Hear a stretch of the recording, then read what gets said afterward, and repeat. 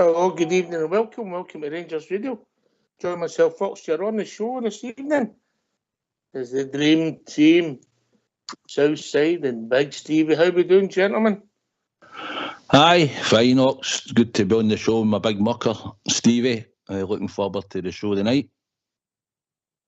Well, good evening to Oxford, good evening to my wingman, good evening to all the bears out there, and good evening to the techie boys. You know what night it is? It's Dream Team Wednesday. Come on! Dream Team. How we doing, Southside? Oh, you been nice to us now? All right, it's been nice now, Stevie, after what he called us just before the show. But yeah, I apologise that what I called you. That thing's quite useful. I forgot who I was talking to. I was going to tell the listeners what you actually said, but let them fill in the end bit. It was that cheeky. But anyway, good to be on with yourself, mate. I'm fine and dandy. Looking forward to the night and another 3 points there at the weekend for the Rangers. Aye, people think you can talk on the show. You should hear the two of them half the show. Stevie, how you doing, big man? You know me. First of all, I'd like to apologise to Mr. Clement for not making it at the weekend. I was over by with the troops, Remembrance Day, seeing some old friends going round the graveyards and doing what British citizens should do. Always remember you're fallen. So I apologise for not making it.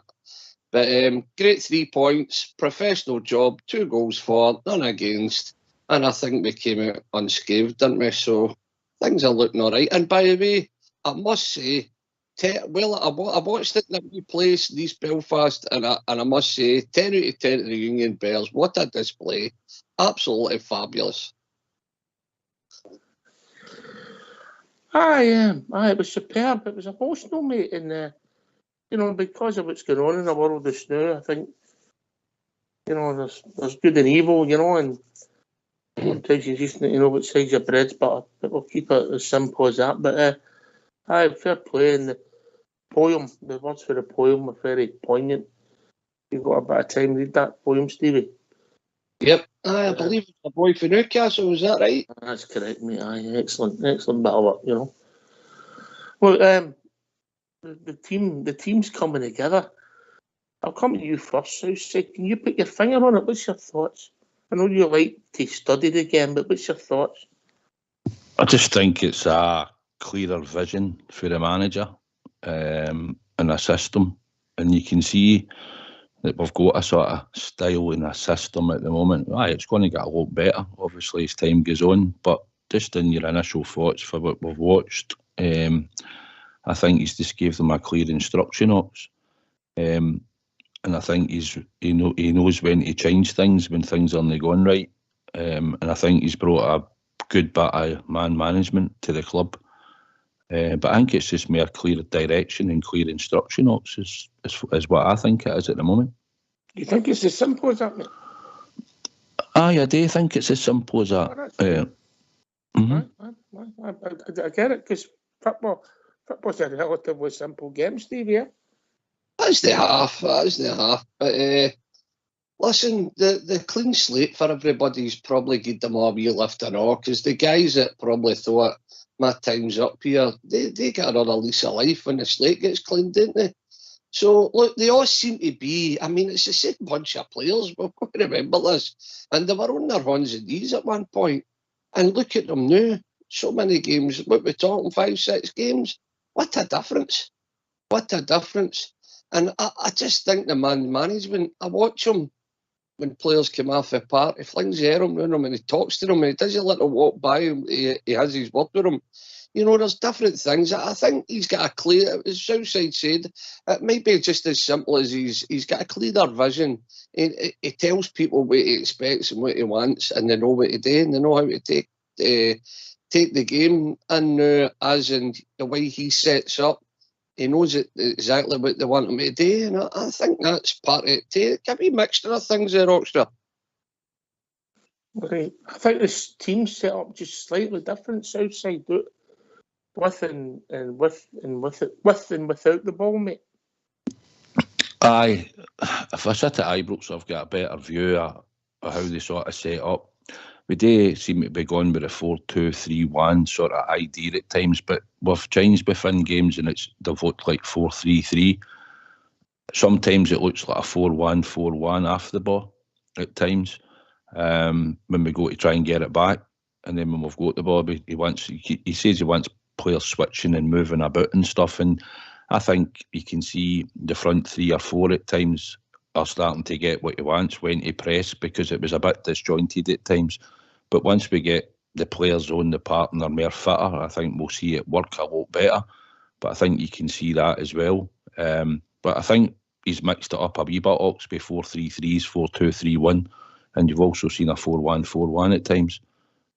So, the players seem to be buying into what he's doing. It's getting his results, and we've scored a lot of goals, and we've created chances. So it's a structure, and I think they're just starting to get what he's trying to implement.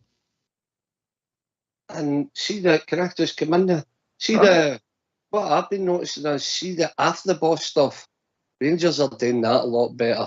The chasing back, the haggling, when they're not. I mean, you watch Big Seema making tackles way back all the way up the park. You know, you're watching them doing the dirty side of the game a wee bit better too. I just see a togetherness. I just see Cantwell and Danilo and that. They're all hugging and laughing and they've got wee handshakes. And I just see a togetherness that I didn't see under Beale. The whole place has got a lift, and as long as it keeps going, if we keep winning, it builds momentum. So let's keep it going. I don't want to make the turn this into battering Beale, but do you think it's that simple that he was at his depth, the first team saw through him, and then somebody's come in at a different level? And is it that simple, Stevie? Well, for me, listen, you can't buy experience. No matter what walk of life you're going in and out. We know that in Dream Team Wednesday. Well, there you go. Unscripted, unplugged. You know, you can't beat me in the South Side, man, if you want to get into that. But the bottom line is, it's plain and simple as this. In every walk of life, you can't buy experience. And I just think Clement's get experience where he didn't have it. I don't think the players were getting what he was doing. I couldn't see a structure. I couldn't see a philosophy. I didn't know what his first 11 was. Nobody knew. And all of a sudden, we're starting to see a bit of shape with Clement, and he's only there, 5-6 games? It's quite tiny. For me, Southside, when we're setting up and the midfield's dropping up back when we're defending, the fullbacks are letting to go just slightly wider. We know we're not getting the best defending fullbacks, but they're stopping balls going out there because they're there rather than being narrow. And when we got the ball, instead of sort of playing inside and outside left, inside and inside right and inside left, we're making the park bigger with Seamer and young McCausland and Sunday there. And when we're going forward, we're getting more players in the box, and that's the only tweaks I see, and it's quite simple. Probably Livingston was a hard one to judge because of the part on the surface, but the games at Ibrox, we were using the left flank a bit more than the right at times. Tav will get crosses in and stuff, but and then one of the other games we played more down the right than we did the left. So he's obviously looking at teams in certain ways where we can hurt them. And maybe if it's on the right at that point, he will. I mean, we've got Scott Wright, we've got McCausland too, isn't he actually a winger? But he'll do all right out there, and it probably gives him a bit to go on the ball, and he's quite quick and he's got a good pass. So anytime he gets that bit of game time, I think, on the right-hand side, and Scott Wright, when he's come back fit, who's getting a chance to play on the right-hand side, they might cause some problems for the team if they get picked going forward. And on the left, we're hoping to get Hingme Matondo back. And maybe use Tom Lawrence there for time to time if he put Cantwell in the middle. So I just think there's a lot he can change with Oxley, but width-wise, I think in certain games in the last couple of Ibrox, we went more down the left, even against Sparta. We were going more down the left-hand side in the first half than we were the right-hand side. So it looks like he can adapt, and he's looking at teams' weaknesses as well as he's setting up the team. And Seema and Mbenborna was playing and giving you a bit of chance to get down forward. He's not passing the ball back as much either. If you notice, when he gets the ball, he's trying to look to go forward. Now and again, he might have to pass it back, but on the whole, the whole team are looking to go more forward now, and there's no so much a horseshoe that they developed and all under Michael Beale. We were still doing it like Gio done at times, slow, methodical passing, 3 touches with Golson to pass it to Davis or Balogun. Aye, he's up that tempo and up that pace. No, he's watched that nonsense, you know, and now he's wanting to put his impression on the team and give them fair play. They've all reacted to it, Oxen. They're all doing what he's asking. The beat of the drum's a bit quicker. You know all about that, Stevie? Aye, because I'm afraid of drum. No, because of one of your hobbies. Do you know the Pink Panthers for the drum? Da-rum, da-rum, da-rum, da-rum, da-rum, da-rum, da-rum. Right, you're listening to Southside. Stevie, thanks for the call. Don't be a stranger.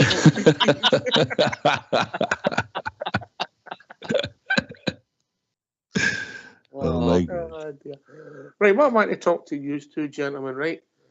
I know you were busy at the weekend, Stevie, and other duties, but that game on Sunday, you know, the talking points were VAR, and we'll come to that, but the pitch, the surface, the time of the kick-off after a European tie, the sun shining because the grund's no right. I know you can't help the weather and all that. On that pitch, you can see the lines. They do the right thing. They give the paying customers who want to go, they get the place full, so it creates atmosphere. But even in that, when you see that, you see what's wrong with Scottish football. Right, Stevie, you start, and then Southside. Come on. Are you talking about what was wrong with the game on Sunday? Everything, mate. Everything in general, but that just highlights it. The time of the kick-off. Low helping teams in Europe, which is important for all the other teams because of the coefficient.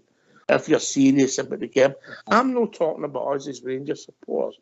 I'm talking about the people who run the game for the benefit of the whole game. And you've just seen everything, a snapshot of everything that's wrong with Scottish football on Sunday. Listen, the timing of the game right away. Rangers are a club known for being pro-British, what they do for their armed forces all year round, and they have a 12 o'clock. Rangers a 12 o'clock kick-off. Now, remember on Sunday, everybody's at services, no get time to go there, and it just shows you the Bears still felt that place and packed it right out. But see, in general, Scottish football, for the top of the tree to the bottom of the tree, they keep moving the goalposts to suit certain people. The plastic pitches, the pricing of the tickets, the situation with the tickets. Well, Aberdeen, I mean, come on, all the way to that semi-final, they probably only took, I mean, they take nothing and then they demand half of it and all the rest of it. And they get 19,000. It's an absolute disgrace. All the way through, they don't sponsor it, they don't channel it right. They have world superstars like Stevie Gerrard. Instead of using them, a world icon, and saying how great our game is, and we've got guys like him and we Brenda and all the rest of it, they down Stevie Gerrard, they down him because he's Rangers and Rangers only. They've no got a clue. Everything about it is just stinking for the core to the bottom until they see things in a fairer mind. And my book now, Bridge will be sitting in the house, God got yourself, Stevie. Because I just think they're absolute rogues and cheats. When it comes to our team, when it comes to other people's teams, we get treated differently. And it's an absolute joke. But see, just the National Stadium, you can't get parked. You're miles away from the grun when you get in there. It's just, and you look what all around the world's go, even Wales, look what they play in, and everything. Honestly, all the stadia is amazing, and we've got Hampden. They get a lick of paint and they bring some fireworks and they think, wow, that's us, we're all right. It's a joke. From top to the bottom is an absolute joke. The SPFL, the SPFA, that's all rotten to the core. And it's all Celtic orientated, just in my mind. But even when they're no like that, they don't think about the fan at all. I mean, bear in mind, this was the FA was bringing. And I will come back to you and breathe. No, listen. This is a mob that was bringing Hibs, Aberdeen, Celtic, and Rangers, and the one day into Glasgow City Centre. They've not got a clue what the fans want. They really haven't. They're an absolute joke for the top to the bottom. So I'm not saying anywhere. I'll let Southside finish it off. Yeah, but you're right. I don't disagree with a lot of what you said. Right, Southside, now he's finished. It's time for the tune, mate. I was going to say that. I had a cracking seat at Hampden there at the semi-final, so I had a really good view. And would have get at your Robbie Burns meeting, no? It would have been a good seat. Aye. Oh, here we go again. We can get you a seat if you want. Nope. I stand at Hampden. I would rather stand with the Golden Bears, or I would rather stand alone. There you go. Southside, we'll start with the league, mate.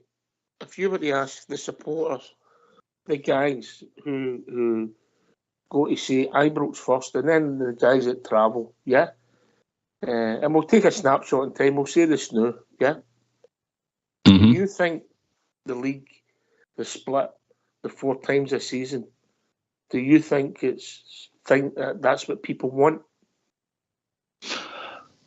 No, I don't think so. I think maybe at the start, a while back when we started it, I don't even think a lot of people were for the split. But the 4 times a season, and then it works out that you can't even, sometimes we're new, when it split comes, we've had Aberdeen 3 times one season, we've been at Tynecastle 3 times one season. No, that doesn't work at all. You must know how many games that you're going to play at home and how many away. And then one season as well in the split, if St Johnstone didn't make it in the past and somebody else came in it like Kilmarnock, who weren't making the top 6 at that time, that flung the fixture chaos as well into them, because they always sort of banked on the top 4 or 5 always making it. And then they'd probably count on the maybe one variation for now and again. But no, it's boring, Ox. And if you get them in the cup and all, like we've got Aberdeen, we had in the cup 5 times a season, and that, you know you're going to maybe get them in a cup semi-final or whatever, final the odd time, but the 4 league games a season is just killing it. And all they're interested in is the money. They don't want to change anything. I think we should expand the league a bit. I don't think there's a great difference between probably the top in the Championship to the bottom 4 in the Premier League. But it's a fear factor for all these chairmen that don't want change. They want the 4 games against us in name a season. But they don't want to maximise their stadium by selling you the tickets either. But they'll great if you try and pull the plug. I think the Sky deal's poor, but I think maybe if you realistically, that Sky deal or whatever TV deal we get, that might be the best sort of deal that we can get. Because who wants to watch Hibs against Kilmarnock?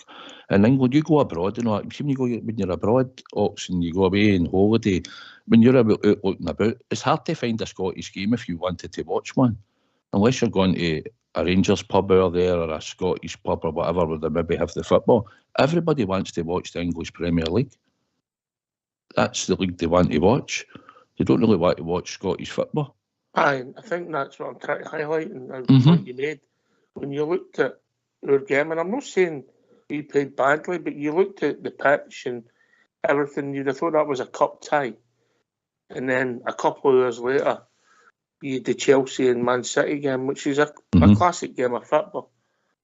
You know, played at a different coverage, different stadia. I'm not saying we'll get that because the population's different. But you've got to try and do things better for everybody involved.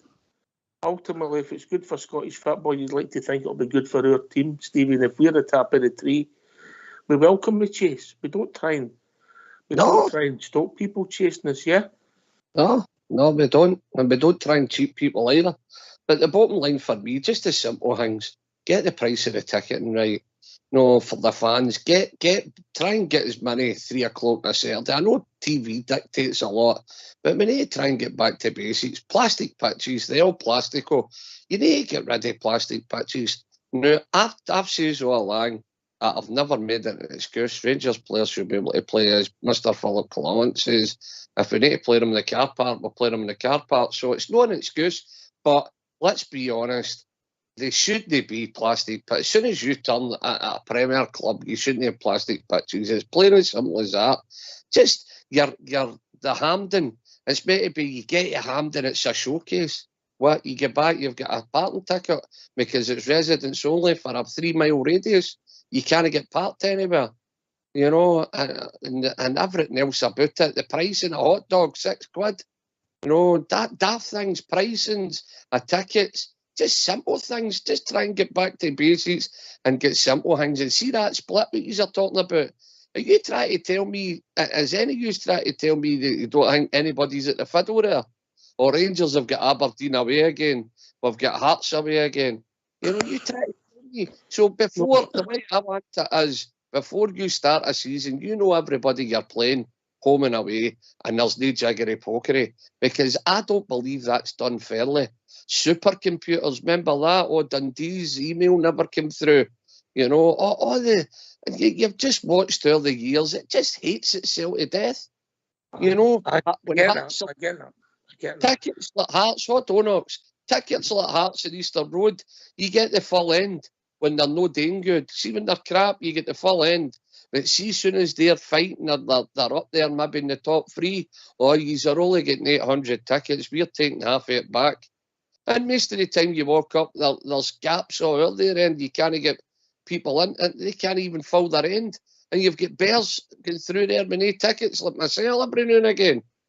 It's crap. Scottish football hates itself to death just because they all hate Glasgow Rangers.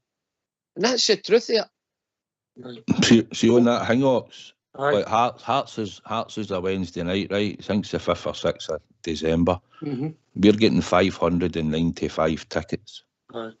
I'll guarantee you there'll be spaces in next days and behind that goal where they're going to try and fill. It's crazy.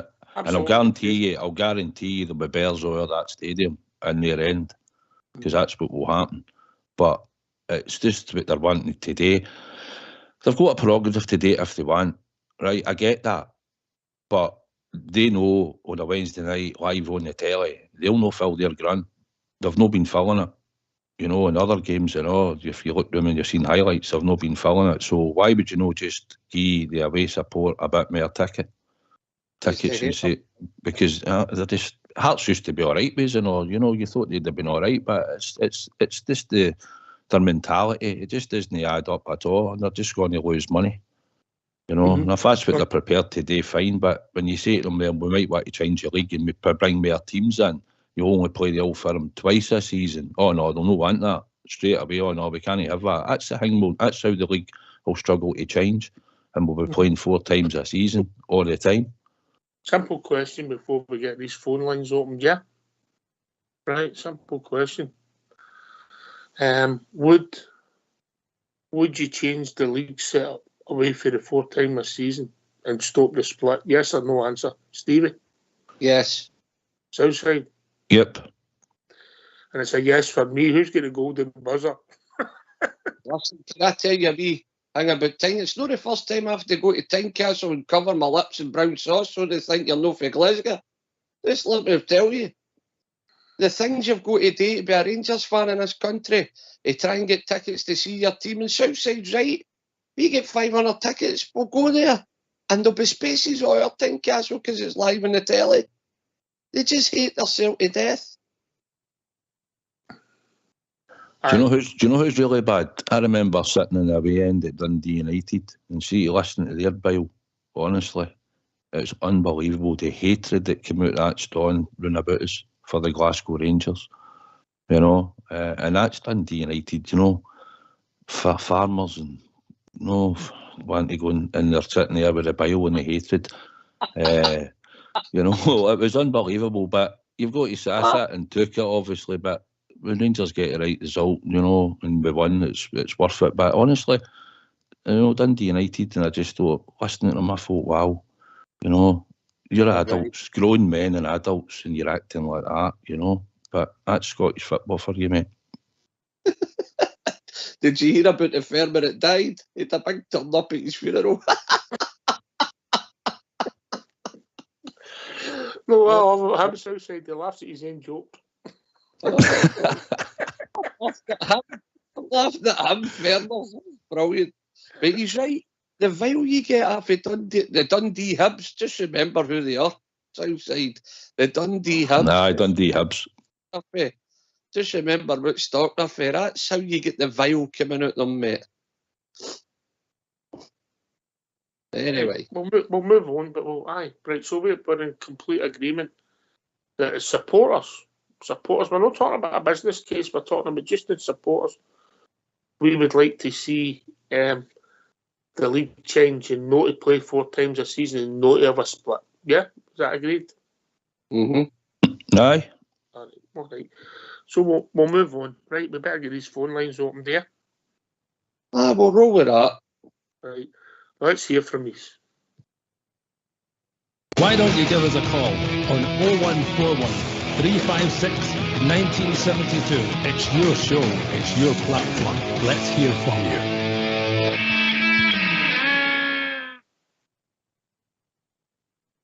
What would you try and go for, Southside 20 team?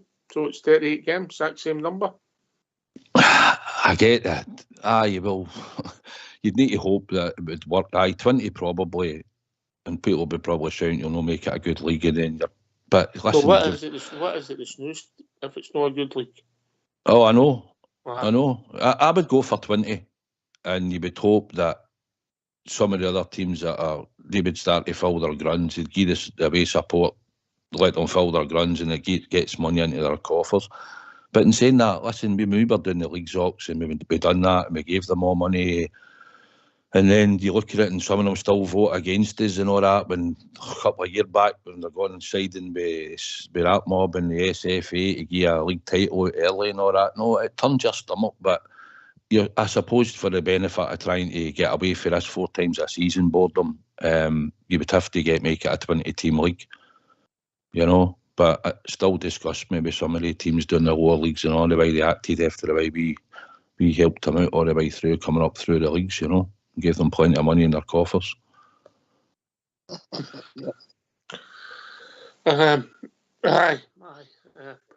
I get that. But so 20 teams, so you've got the same number of games, and you're not seeing the same teams. I get it. The league might not be stronger, but you could plan your fixtures.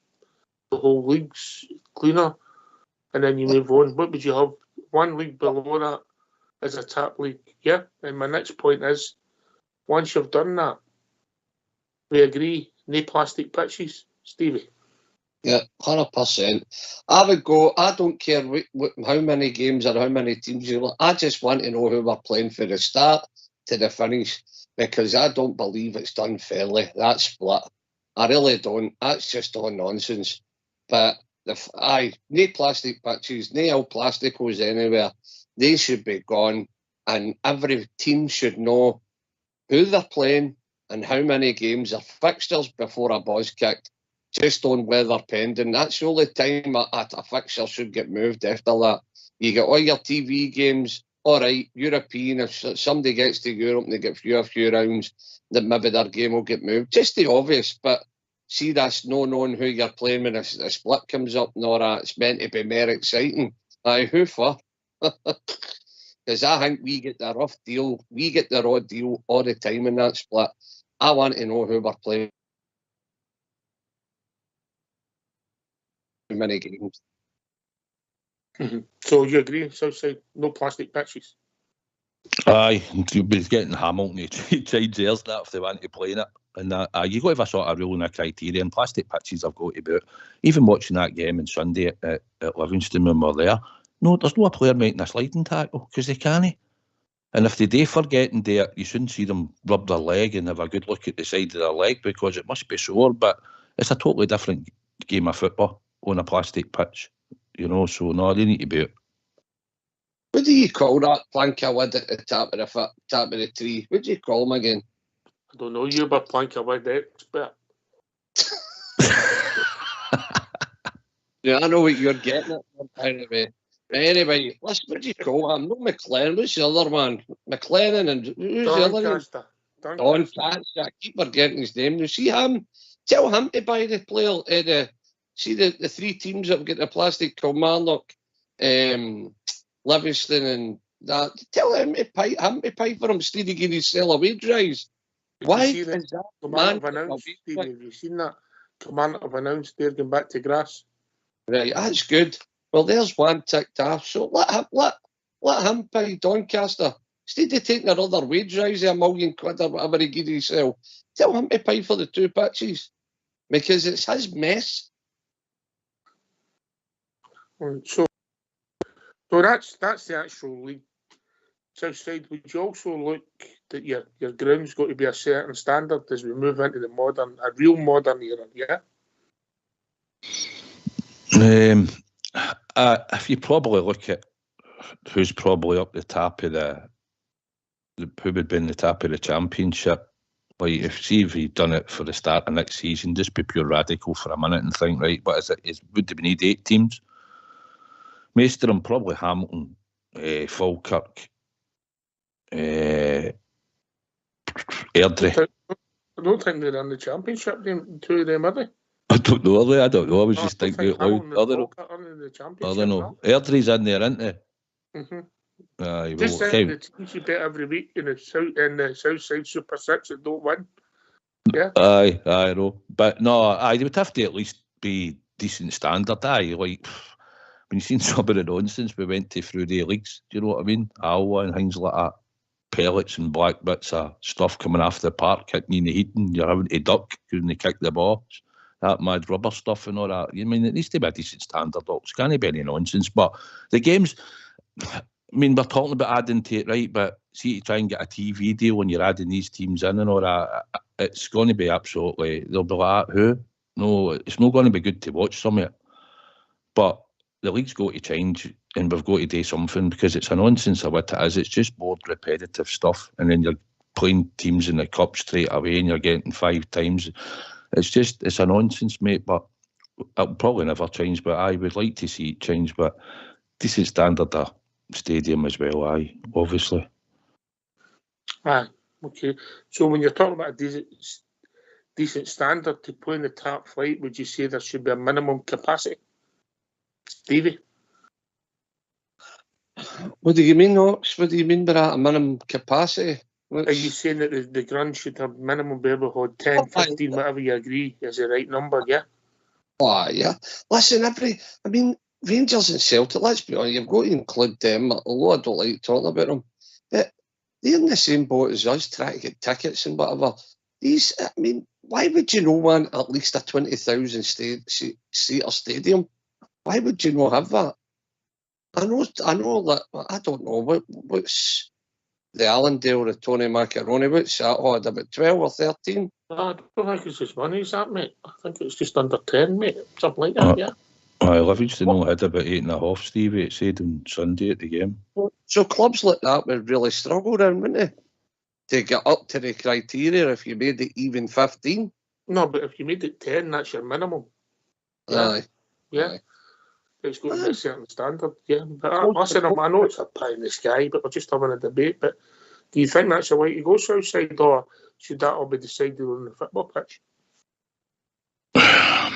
Listen, when they first muted it, if you remember, Falkirk couldn't get into the league and all that. Remember, there was rules they had to have all seating and all that because they were trying to get in and other things. I just think you would probably have the criteria. You'll not get all that capacity, Stevie, for some of them, but it needs to be a safety standard. That's what we're talking about. You used to be able to go to these games because you've seen the chaos you had at some of the lower grounds when we were going through the leagues and all that. Although we were treated well by everybody and the locals and the police and that when we were arriving there. And they were doing as what they could for you to get into the stadiums and all that. But you've got to, things have moved on and people want to take kids and all that, which was going again on Sunday at Livingston, and they've got no bad entry system about how to get in their stadiums and that, which helps. But it's like Ed Knox, the ground needs to be up to standard. They need to be a decent park, and hopefully they need to try. It would give that club probably a chance to try and progress, and they could invest in their club if Hibs, Hearts, us and them were visiting them in a league where they could get a decent crowd in. You'd hope that they would invest their money into their playing squad or into their stadium to make it better in the long run. If you were building a stadium on the Southside and Stevie can come in next, yeah, would it have a roof on it? Would that be the way to go? Aye, 100%, aye. I'd want a roof on it. Stevie? Aye, 100%, aye, but there's been no pyrotechnics then, but they'll let the eggs off, fireworks and all that. Aye, no, 100%. It's weather permit. No, it makes sense, doesn't it, here in Scotland? If you had roofs, you power them out when it's starting off a run. Of course, that's the way forward. To try and encourage people to come. Well, just makes a lot of sense. Right, come and join us, give your thoughts. Obviously, we're talking about a whole, but obviously it's got implication for our club, our fans, and our travel and support particularly. Right, okay. So, I mean, it sounds simple, Southside, doesn't it? Because I think if you spoke to the rest of the fans, they don't want the split. They don't like the 4 times a season either. No, it's just because we've been used to it. I used to like the 6 o'clock kickoffs on a Sunday. I thought they were quite good. I enjoyed them rather than getting a 12 o'clock kickoff on a Sunday. Where will be a week this Sunday. We're going to Aberdeen, 12 o'clock kickoff on a Sunday morning. We're having to leave about 8 o'clock, 7:30. You know, but I just had a look here when you were talking. It's right. Dundee United, Partick Thistle, Airdrie, Dunfermline, Queen's Park with Jews Hampden, and Inverness have been in the Premier League and got a decent run. So if you added 8 teams in, their stadiums and that are probably all right to get in. You know what I mean? So straight away that wouldn't be too bad. But fixture times as well is another thing, and the travelling for the support. Yeah. And how they work out fixtures round about festive season as well should be something that should be looked at. And I think, as Clement alluded to as well, I think when you're trying to hope that your teams are going to do well in Europe for the country that are representing in the association, you would want to make sure that things were done right for them coming back to give them a chance and a good preparation. So Europe's not for everybody. Well, that's true. That's true. There's been one that seems shaming the nation for quite a while, isn't it? But you know what I'm getting at? You get no help, Ox. Listen, we had to play Hibs. I remember we had a flu bug. You remember? And they wouldn't even cancel the game. We had about 6 players out, 7 players out, maybe even more than that. And we had to go Easter Road and play. And we won, believe it or not. But that's how bad it's been for years. Nobody cares, mate. They don't care. They're only lining their own pockets and self-interest. And it's the same with half of the chairman and every other club in Scotland. And down the lower leagues, even the Lowland League, you've seen the nonsense that Brecon were trying to pull, try to get people to vote so they wouldn't get relegated into the Lowland League, because we're quite happy to sit down there and finish bottom every season with no ambition about doing anything. Either that or you start telling the clubs they'll need to amalgamate. Inverness Cali managed to do it, and they've plodded on since, and they put clubs together, if you remember. So if they're not bringing anything to Scottish football and they're sitting there with a couple of hundred going to watch them a week, what's the point then? You're well just putting Montrose and Brecon and everyone else round about it for that, and just make them into one club, add another couple in, and just say, well, that's what today, because it's not sustainable, and you're getting a share of a big pot of money, which we're having to go in and compete in and earn the clubs, whether it be in Europe or whatever else, to get a share of the potty. And what are they showing? What ambition are they showing? It's because of the lack of finance. Then the grassroots, Stevie, I know that's something close to you because your boys of a certain age, mate, but then the grassroots suffer and the pitches aren't good, and then the boys aren't interested, then we don't produce players. Is that a whole different debate? But it's true, isn't it? Because the money's not coming from the tap right down. Somebody's got to get the grassroots. It does it. But no, listen, my wee man's down there training for Rockhill now down in Home Park on a plastic surface, you know what I mean? It's just all the wee teams. I mean, you've got Clydebank and you've got Rockhill sharing Home Park now. So you can see why they do it, you know what I mean? You can see why they do it, but as you've got to get things right. As you go up and get to the top of the tree in Scotland, truly common sense is, as Southside says, the timing of the games, right? Usually going up to Dingwall on a Friday night. People work. Most people work till 4 or 5 o'clock. So how are you getting to Dingwall in a couple of hours for a kick-off? It's impossible, man. Unless you take time off your work. They don't care about the fans. They just care about, they see money. And even at that, they can't get that right. I mean, look at the Simps deal. Tottenham Hotspur get £20 million for wearing it on the sleeve of one of their training tops.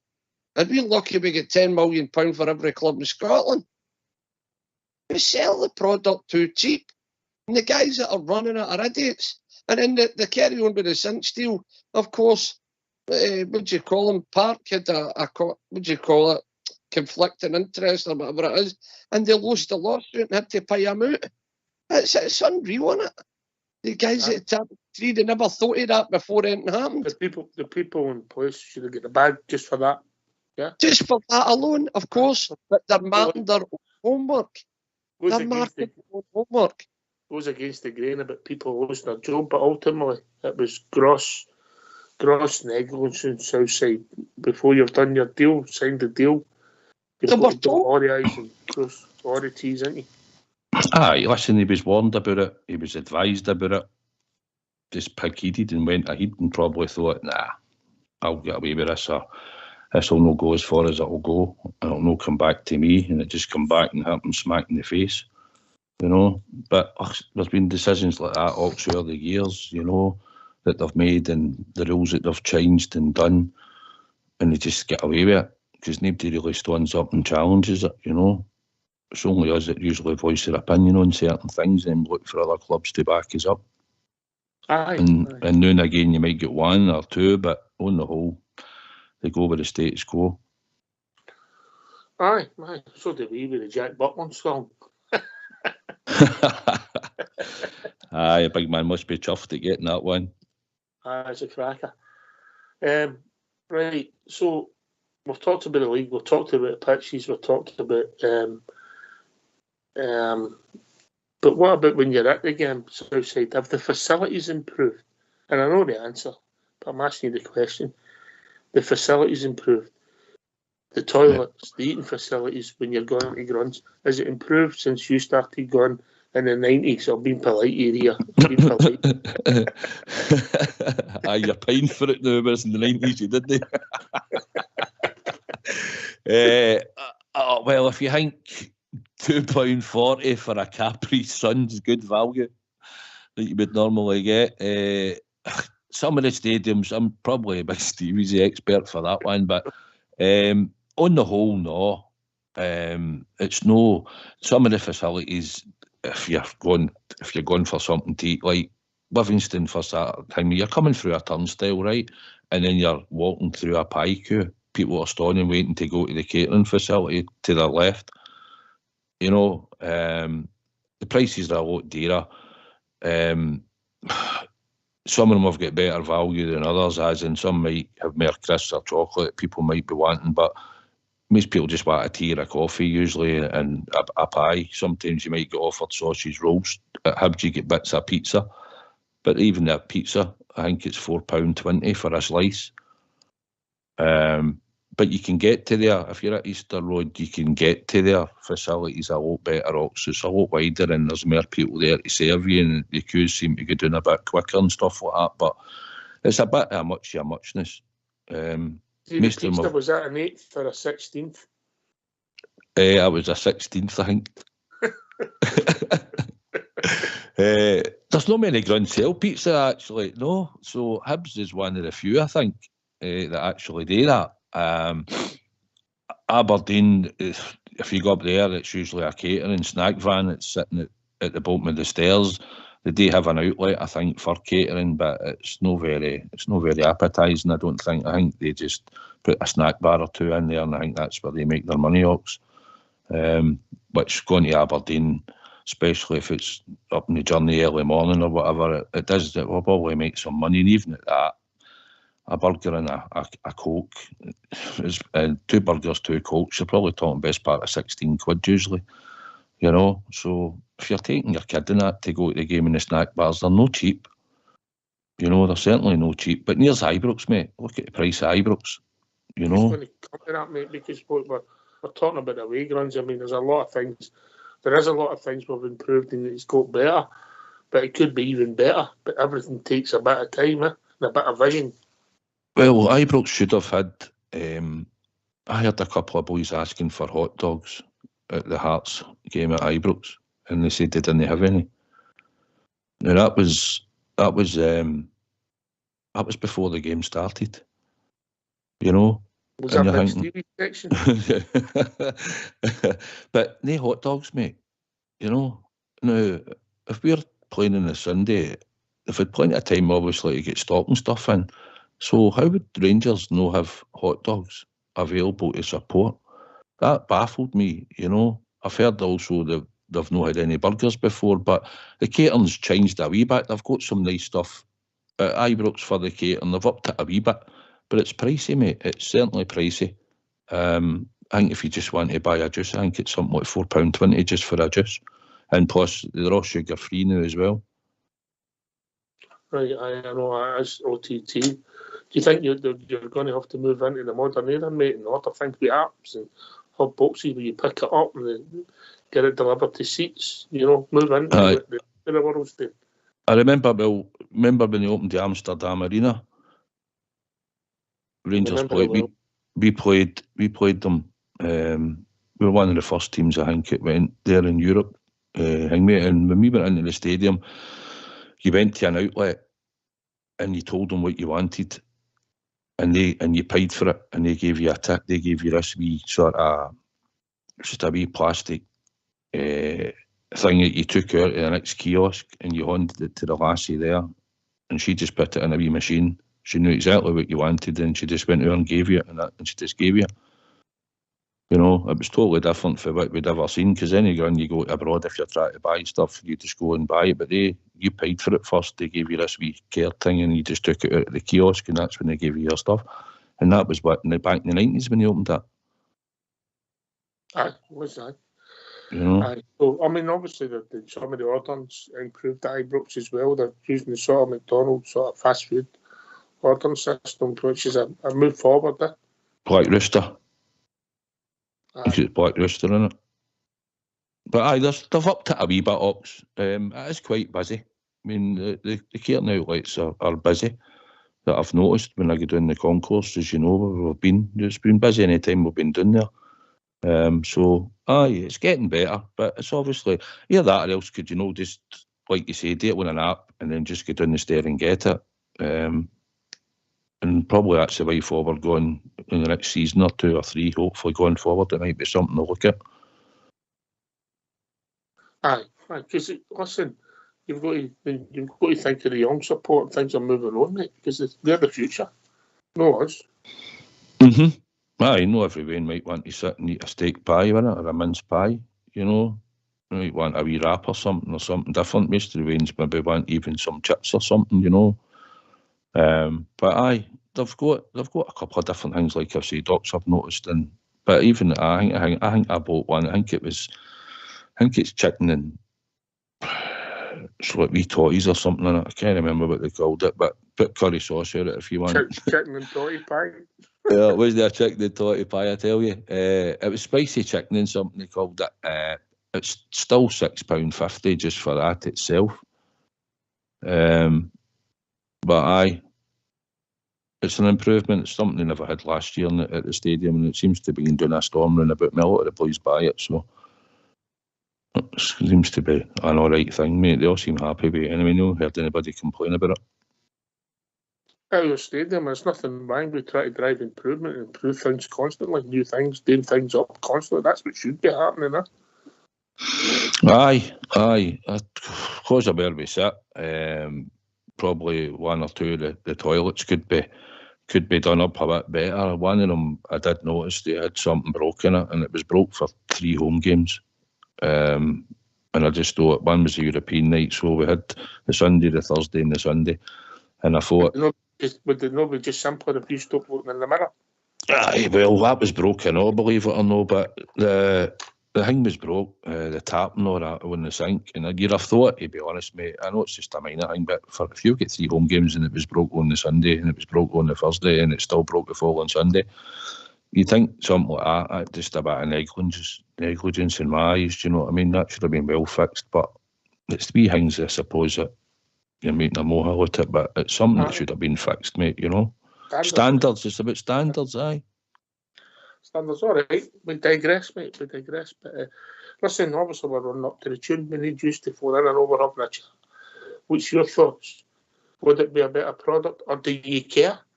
Is it all about the Rangers? For me, it is all about the Rangers, but I still want I want a fairer, better league to be involved in Southside, yeah. I don't really care who we're playing, that's not usually my... But I want a better organised, better product, better setup and everything that was better so that it drives the thing forward. Because you see where this coefficient's gone in Europe, mate, it's just going to be impossible shortly to do anything. Aye, I think the Champions League's going to be changing again, isn't it? And maybe a season or two, and it'll be harder for us and even other teams round about, maybe even for Belgium or Holland or that might even struggle to qualify. And it's always suited the big leagues, Spain, Germany, Italy, France and England, to get as many teams into the Champions League as they could. I know they're talking about expanding something in the league, but I think eventually this Super League will take off. It will happen. They'll no stop it. I know they have at the moment, but in a few years down the line, I just don't see it. I just see it happening, and we'll no be at that table, I don't think. So Europe, it's important. We need money for it, because I heard you talking the other night about it as well. Ox always said Europe was the gravy. I think if we can, once we come out this group stage and we get into the knockouts, if we can get through that one, it helps the club financially. So I don't think it's as drastic as what people were thinking it has to be. I think if we get another 2 games after the group stages, I think that would do us all right financially, and if we go put out then, fair enough, but I think it would help the club and the balance sheet the following year, mate. What did you make of the account size? There wasn't any great shocks in there, was there? No, it wasn't anything majorly surprising or jump out at you. Europe's important. Player trading's important, but we know player trading was always important. It's just that we've not been very good at it. And for the last wee while, we've had the odd. The thing is, we don't need to sell players for 25 million. If we could sell a player or two on and it's spent between maybe 3 million and 6 million, 7 million, then that's still a good bit of business, depending on if you've got a player that you've brought in and had him a year or two, he's no cost a lot of money, and you sell him on. Glenn Kamara? Aye, well, Glenn Kamara's a good example. 50,000 for 5 million then we got or something. So that's good. You'll not always pay 50 grand for players, but even the ones that we've bought now, I mean, everybody's going, we need to cut the losses here, need to cut the losses there, we'll not get the money back. Well, maybe Clement will make them into a player and get a return out them for a period of time, and then we maybe will be able to move them on if that's what happens. Or they actually stay longer than we think and contribute to the team and will be successful. Might not be the world's greatest, but might do a job, and other ones might know. But you've got to...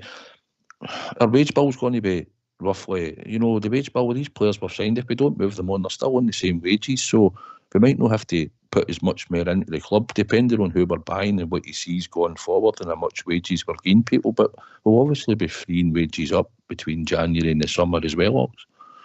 I get it. Listen, it's only my opinion, mate, but I think sometimes people are naive if they think everybody's just going to walk out the door when we want them to go. Because me and you would be. No. But you think most players would want to always play week in, week out, Ox. But for looking at different players from around the world and people that we've seen at our club before, some players will sit and just bide their time and see their contract out because they've got a decent amount of money and they're secure and they know what they're getting. And if they move, then they might not get as much. John McLaughlin's sitting there, and I thought he might have tried to get a club. I'm not saying he's a mercenary, but he's sitting there picking up a decent wage. We've got McCrory, who maybe would have moved and maybe the club blocked, or maybe we didn't get a decent offer. And we've got another boy, Kieran Wright, who's now 24, sitting, trying to get into the team and all. So we've technically got 4 goalkeepers that are all picking up a wage out of our club. Aye, and it's a position that everybody would say has been an undoubted success. Like Butland, Well, obviously, you've seen the difference he's made since he came in. He's an experienced goalkeeper. He's come in with a bit of stature. He's got a bit about him. And unfortunately for the young boy, Robbie, at the moment, he's going to have to play second fiddle and maybe learn a bit more from him. But you would probably think that we'll end up losing Robbie McCrory. So if we do, if we do, then we've got to make sure that we just get decent money for him and not just give him away. You know, that's what you'd hope, that we'll get a decent return for him. It doesn't have to be 10 million, like, you're not going to get that, but something that reflects that it was a decent, we've got a decent price for him. Big Butland, he needs to smarten himself up a bit. Do you not think so? With that white gear on again on Sunday. That's the first thing I thought about when I seen him come out with a white gear on. I went, oh, that socks. We'll see how dirty he gets today. He didn't even dive, I don't think. I think that's the same strip he's had on for 3 weeks, mate.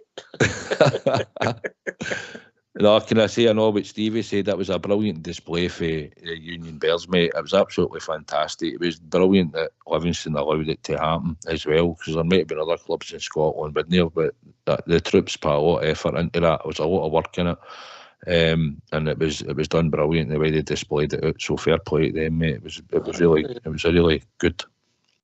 Makes you proud, mate. Right? Aye.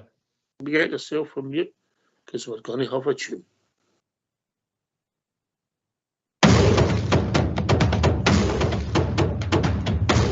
The famous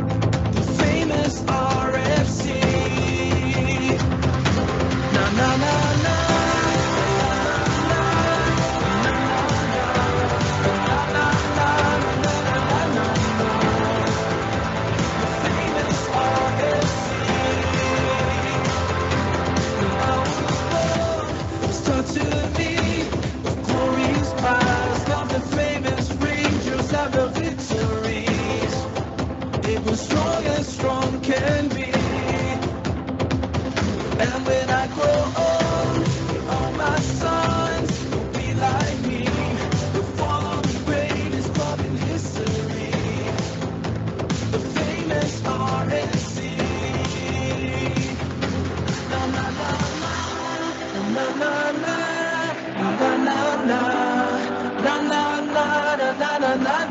no.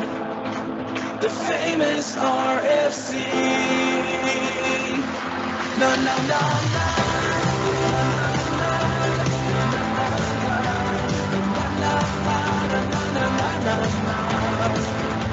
The famous RFC.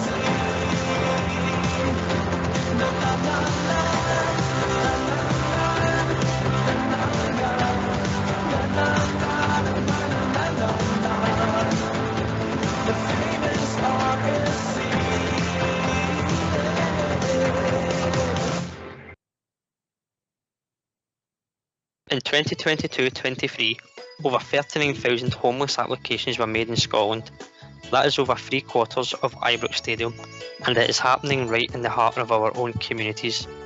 This year, I have decided to take on the big Ibrox Sleep Out, and I will experience the nightly conditions experienced by those on our streets. The proceeds raised will be split between Glasgow City Mission, who are aiming to tackle homelessness, and the Rangers Charity Foundation, supporting Christmas initiatives with vulnerable young and old people, providing assistance for young people's employability and work for causes such as Glasgow Children's Hospital Charity. If you wish to donate what you can, please go to tinyurl.com/RobSleepout. No matter how big or small a donation, it could be life-saving or changing for someone. Thank you. All I'm seeking is your time. Yeah. help me make it through the night. Why don't you give us a call on 0141 356 1972. It's your show, it's your platform. Let's hear from you. Yeah, we do appreciate it's difficult times and everybody's got their own things, but if you've got any spare cash down the side of the sofa, doesn't matter how big or how small, or Robert, one of the presenters on Rangers Radio, he's getting up his own time. He did a big Ibrox sleep out on Saturday night, and it's going to be Baltics outside.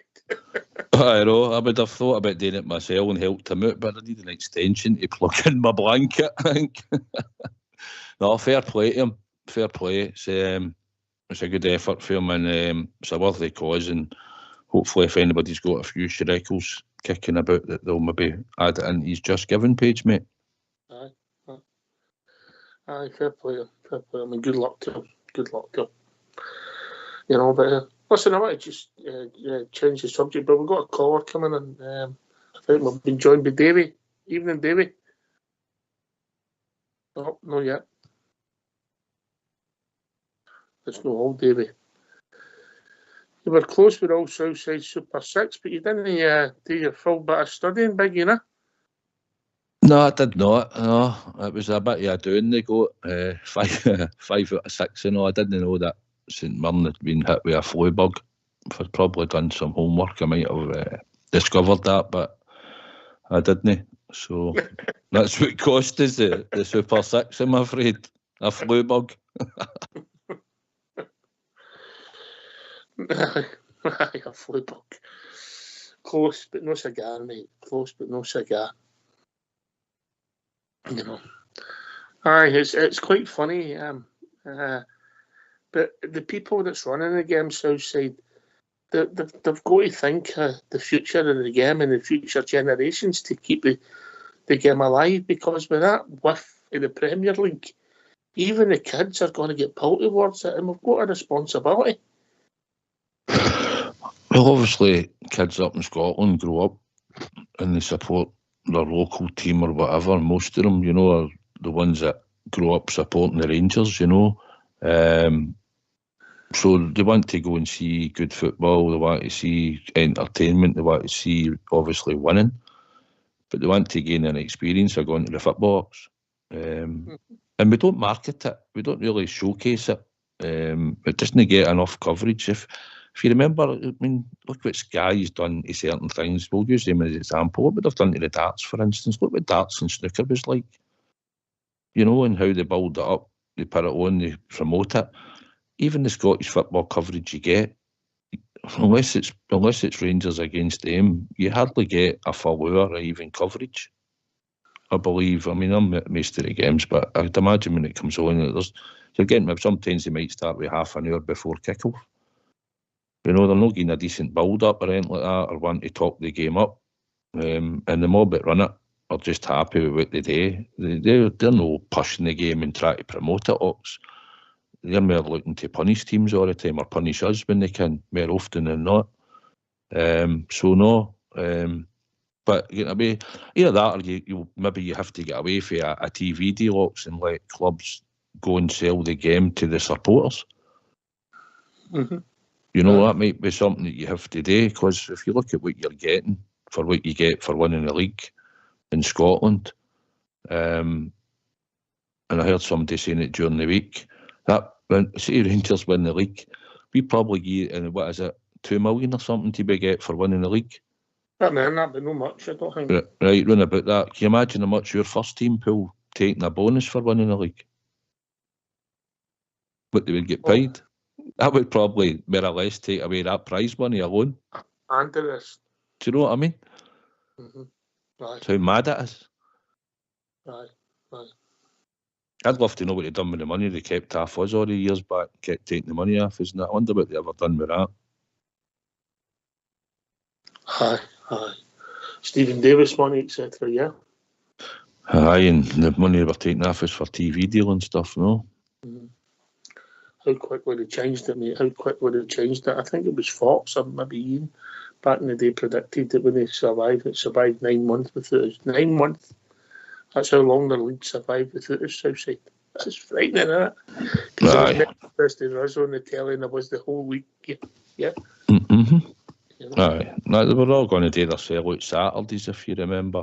Remember You that? know? That was funny, wasn't it? Aye, imagine that. With Aberdeen telling their chairman, "We will stop coming if you don't demote Rangers." You know, unbelievable. You can't even sell out their ground any other day of the week anyway. Never mind a Saturday. No, they weren't the only one that had to buy big bed sheets, were they? No, certainly not. There was a good few of them. You know, I think they were they coloured green, I think, weren't they? Aye. I don't know, mate. I don't know. Right, come and join us. 0141 356 1972. Did you see the Christmas advert that broke today, Southside? I know you loved it. Aye, I see that. Aye, I see that. It was no bad. It was no bad. I thought it was quite good. I know you had a different view. I thought it was quite good. Reasonably funny, witty, and went through the generations with, you know, the Cantwell to Gaza, you know. Aye. It was well put up and well sort of done. I got sent it and I was watching it. I was outside at the time and I didn't really take it on, to be honest, because I was busy with other things. But aye, I'll probably, if I sit and watch it again, I'll probably maybe think it was better than what I thought the first time I watched it. Aye. How is the Rangers Radio Sporting Club going? Hey, aye, fine. I think he's up to about, I think he must have done about close to 20 mile now. Mm-hmm. The old one, he's been doing well. He wasn't as enthusiastic today, I think, but when I spoke to him on the phone and he got his mojo and he went, right, we're on. So aye, he was on parade today and he's done a few more miles on the clock. Good man. Right, so come on, just come back. Southside changing the subject. Come on, doing a good job. Stephen Davis has come away from the coaching staff. He's going to try and get fit. Maybe just having one last effort to maybe extend his career for another season. You know, if it's in you, Southside. So he's back away. Does that sort of suggest that somebody else will be coming in? Aye, first I'd hope Stephen Davis, if that's his ambition, can get himself back in some type of fitness and probably play somewhere. I would imagine if he's wanting to try and get back, because nothing worse than an injury ending your career, I'll say. So I wish him all the best if that's what happens. I'll tell you what you do. Your timing's impeccable. Let's hear from Stephen Davis. Even just looking back in the past month or so for you, what was it like taking that first step into coaching? Yeah, it was certainly a whirlwind, a great experience in many ways. You can certainly see how it becomes all-consuming for managers, but it was a great taste for something that I might look to do in the future. It was such a quick turnaround from receiving that phone call to coming in and then trying to prepare. Obviously I had a lot of messages and different things, and it took me a little bit of time to respond to those, so it was kind of just come in and fully focus on the task in hand. And as I said, it was long hours and a lot of detail went in to try and get the right results. And ultimately, whenever you come in, you realise the responsibility that you're stepping into, and just wanted to try and give it my best, and I certainly felt like I did that. When you first joined the club back in 2008, if someone had said to you then you'd be the Rangers manager, what would you have said to them? Probably would have laughed at them, to be honest. Obviously, way back then, that was certainly far from my thoughts moving forward, but to get the opportunity to do it, I'm obviously very honoured, very thankful to be given that opportunity, and I say it was something that I really enjoyed. And was taken to the dugout quite what you expected? Yeah, I think so. I think a lot of elements of it were. There's a lot more detail behind the scenes, although you've been involved in football from this to the playing side for a long time. Certainly it was a different experience, but one that I really enjoyed, but I couldn't thank really the staff in and around the club enough, because they really sort of helped me in terms of what I wanted and what I was asking of them. And the St Mirren game in particular, what did that mean to you to get that kind of reception from the players and the fans after Cyprus? I think it was huge. I think it was really important for the club as a whole. obviously the disappointment of Cyprus. We were all determined to go out there and get a result. Unfortunately, it wasn't to be, and I think it was really important, especially leading into the international break, and with a new manager potentially coming in, that we got a positive result, and for the boys as well, and the fans. I think everybody deserved that there, because the boys have been working hard, and it was a really important win. I think we had the benefit of going into the international break in many ways. Of course, after a good result, you want to play as soon as possible again, but I think it was good for the boys to get that break and allow the club to be able to appoint obviously Philippe and get him in the door and give him time to work with the team leading into the Hibs game then. So I think all in all it's been really positive since he's come in, and delighted with the appointment. Yeah, you touched on Philippe. You did spend some time working alongside him when he came in too. What have you made of the impact the new manager has made? Really impressed. I think he's come straight in. You can see the ideas that he wants to put within the team, and certainly the last couple of games that's been really evident on the pitch. But I think the level of detail and what he recognises in terms of the areas that we can improve and the areas that we're good at, we can continue to improve as well. I think he's been a breath of fresh air since he's came in. I'm hoping that he'll have a long and successful career here at the club. And did you discuss joining the manager's backroom staff? Obviously you've opted for the decision to continue with your rehab. How did you come to that decision? Yeah, the manager's been great in dealing with them. It was great to work alongside him for a couple of weeks and see his ideas, and then ultimately for me I've kind of got a decision to make in terms of my knee, and I think first and foremost I'm kind of 11 months into rehab, albeit obviously the last 4 weeks have kind of been a bit of a write-off because obviously doing the other side and the other role, but ultimately my knee's not where I would like it to be, and I think it's imperative that I try and get that right first and foremost. I think obviously I'm old in terms of the playing side of things, but young in terms of life, and obviously hopefully whatever my career takes me in the future, whether that be coaching, management or playing, it's really imperative that I get my knee right first and foremost. I'm still at a stage that I'm not able to sort of play with the kids in the garden, play football with my son, so I think first and foremost it's really important that I get that right. Yeah, you've obviously been around the club during your rehab. How has that coming along? You obviously touched on it there.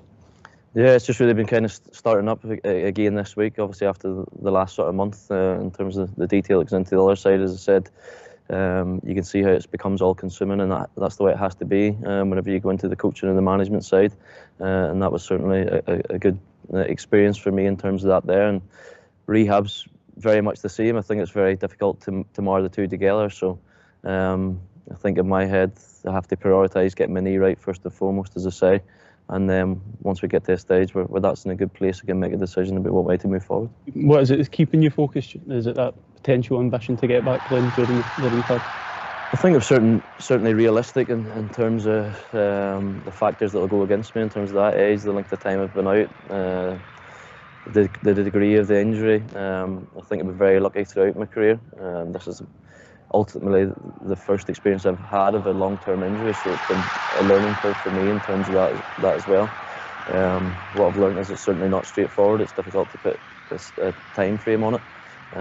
So I think the first and foremost I need to get my knee in a good place that gets me into a position that I'm there in a position to make a decision in terms of what the future looks like, whether I've got a real good opportunity to get back to play, if that's realistic or not, and also then if it's good, then what's next if that's not going to be the case. Yeah, and while it's not right for you right now, could we potentially see you back in the Ibrox dugout sometime in the future? Certainly ambition. Yeah, I really enjoyed that side of it. I really enjoyed working with the manager as well. I think he's going to be really successful here. I certainly hope that's going to be the case, and I think the level of detail he goes into his work rate, what he's going to demand from the players on a day-to-day basis, and what he's going to create here in terms of the atmosphere at the training ground and around the club. And there's some good early signs there, but he'll keep demanding and wanting more. So that's certainly something that to further down the line, hopefully I will get the opportunity to do again. Why don't you give us a call on 0141 356 1972. It's your show, it's your platform. Let's hear from you.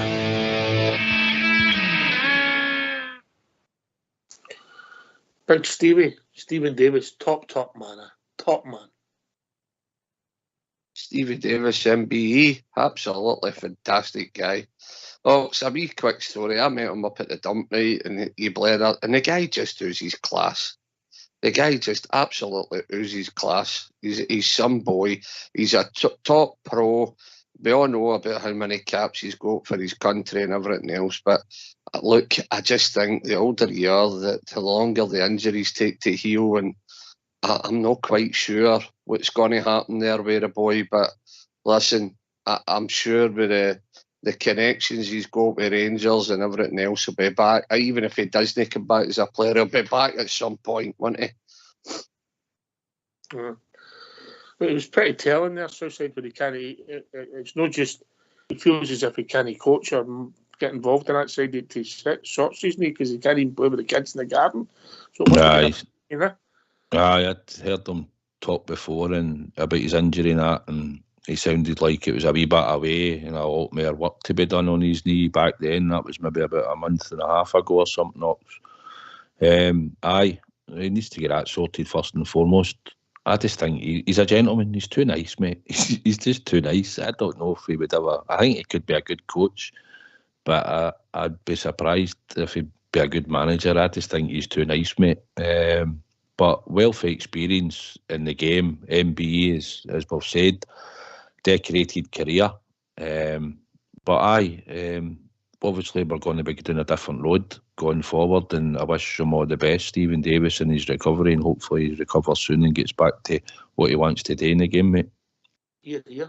I'll echo that. Come and join us, 0141 356 1972. I don't know if you picked up, Stevie. I think it was yesterday. It was announced a new fan board was set up to be a bridge between the support and the football side of our club. Yeah.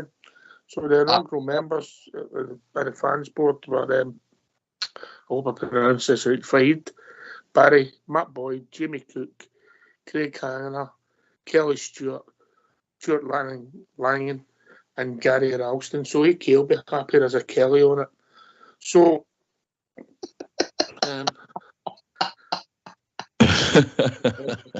anyway, that's an investigation. So, only time will tell if it's going to be a good thing or a bad thing. It looks as if it's a step in the right direction, something new, and we'll see where it takes us, mate. What's your thoughts? Any interaction with the fans can't be bad, can it? Ain't at all. Any sort of interaction. It means you're talking, doesn't it? It means you're sitting there blaring and getting the groans, graves go up, orders go down. You know how it works. So any interaction at all with the fans getting together and maybe coming up with ideas that will help things get better, you know, whether it's something about the stadium or ticketing or whatever it is. So yeah, ain't at all. I think it's a good thing, mate. Southside. I just should have mentioned ticketing there. I thought I should have been on it myself then. What? But what you want to be? Of course. Got to get the loyal fans at first, mate, you know. But no, that's a good idea, a good initiative, Ox. And hopefully it'll be something positive that will go forward, and we'll get a voice to hear and listen to and see how it's developing, mate. So it's a positive thing for the club and the fans. Ox. Yes, mate. Can I get something off my chest? Aye, as long as it's not your tap. Well, I done that once in Spain. The tide went out, never come back. No, but anyway, He done it on the bus and traumatised some members. So I did that. I don't think they've ever been back. Carry on, big man. Get it off your chest. But listen, Todd Cantwell, right? I've heard a lot of the Bears say, "Oh, it was stupid getting involved." And listen, see when you watch that tackle again, that boy kicked out at Todd Cantwell, by the way, and ran his studs right down his shin. That's why there was that reaction. And see for Todd Cantwell just to get booked for that and know the other boy, I thought that was bad. But what I'm pleading to the Bears is, go and have a look at it again and watch what the boy does. He kicks out at Todd Cantwell and runs his studs right down his shin before Todd Cantwell. Right, maybe he shouldn't have took the bait. Maybe he's got to say, right, I'll be a bit smarter. But The two of them should have been booked, by the way, and I can understand how Todd Cantwell reacted like that, by the way. Have a wee look at it again, Bells, and then come back before you give Cantwell any stick about he shouldn't be getting involved. I would have get involved, put it this way, put it that way. So say. I never seen it at the game Ox at the time, and I haven't seen it back, Stevie. I haven't seen the tackle. Have a look at it. Would that not have been a VAR decision if the tackle was as bad as you're saying? I'm telling you now. Listen, you all know the script of VAR, right? They see and see. So I'm telling you now, there's a lot of the Bells out there I've heard not been happy with Todd Cantwell's reaction and getting involved with that boy. I can understand why. See, if you watch it again and rewind it and have a look at that, and I'm telling you now, it was ridiculous what the boy done. The boy played the victim, by the way. That's what he done. Aye. I think the only two times I've been disappointed in Todd Cantwell was, I think one was in pre-season when he ran the length of the park, if you remember, across the park and took the boy out. And I was more thinking... Newcastle game? I was at the game, and he done it in another game there a few weeks back. He done the same thing. He had a mad boot at somebody, and I'm thinking, more get yourself injured, you know. It's not so much take the player out, it's you take a sore and end up out injured. He's a flair player, he's flamboyant, he's gallus, he's got to be tricks up his sleeve, he's going to be targeted, definitely. People are going to want, and if you show a reaction like he showed, then I by all means stand up for yourself. I would have preferred that maybe if a couple other Rangers players then, because I wasn't aware of it. I seen him getting booked at the game Ox, right? I never actually seen the tackle, how bad it was. I thought at the time it was just a wee bit of petulance for Todd at the time, but obviously Stevie's explained it, and I will try and get a look at it. Then obviously it was a lot worse than what I thought at the time. I thought his other booking the other week was poor. I thought for the ref, no so much for him. But he'll probably be due a suspension soon at some point, and that's something that we don't really need to have. But well, you say that Southside. His bookings have been spread over the competitions, mate. That was only second league booking. Oh, was it? Right, well, fair enough. But I mean, we know we want Todd Cantwell playing, functioning, and showing us what he's got. And noon again, he's going to end up, players are going to look to stop him. But that was like any other players we've got as well. But I agree with Stevie. We want to see him on the park, and we want to see him playing well. And if he's doesn't react, Stevie, at certain times, but obviously if it's as bad as you say, then it deserved a reaction, no doubt. It's just what happens. Listen, I want my players to be cute, right? I don't want Todd just flinging his cell about and getting booked for silly things and all the rest of it. But listen, I was there at the game because he's no one was there by, right? But I watched the game and I studied it, I rewind it. See the boy in question that played the victim and got him booked? He has another wee pop at him running by him, laughing, and he shouts something to him and all further on in the game. I can't remember what minute it is, and I thought, there's that wee guy having a pop at him again. So he is getting victimised a wee bit. Right? Now, we all know he's probably a better football player than most of them on the park, no matter what team he's playing. But when he needs to be kind of protected a wee bit, and when my own people are starting to slabber a wee bit about him, saying, he shouldn't have get involved in all that, watch why he get involved. Don't just watch Todd Cantwell get in with the boot. Watch what happened just seconds before it, and you'll understand why he done it, by the way, because it was woeful. Absolute woeful. So I'm just making a wee play at the Bears. Just have a wee look at that before you start running Todd down again, or having a wee pot shot saying he was silly. He was a bit silly, right? But I could see why he reacted the way he did. Have a look at it, Bears. I also think it's easy. I'm the wrong man to talk, because we critique everything after the game, and you don't always get everything right. But I think it's all right saying things, Southside, but in the heat of the battle, it's not always that easy, is it? No, aye. And listen, all players have certain reactions at certain times. He's got a bit about him, Todd Cantwell. You know, he'll not be kicked about and just go on with it. He will have a reaction from time to time. But hopefully it settles down and he doesn't get that type of treatment. That's the last thing that we need him getting hoofed all over the park. We see other players in our team have took it, and your pal Scott Wright, believe it or not, in the last 3-4 games, he's been battered just as he released the ball in certain games. He's took a sorting, hence the fact that he didn't make it back into the team. So he's had rough treatment and all since he's just come back into the team. You can't blame me for that.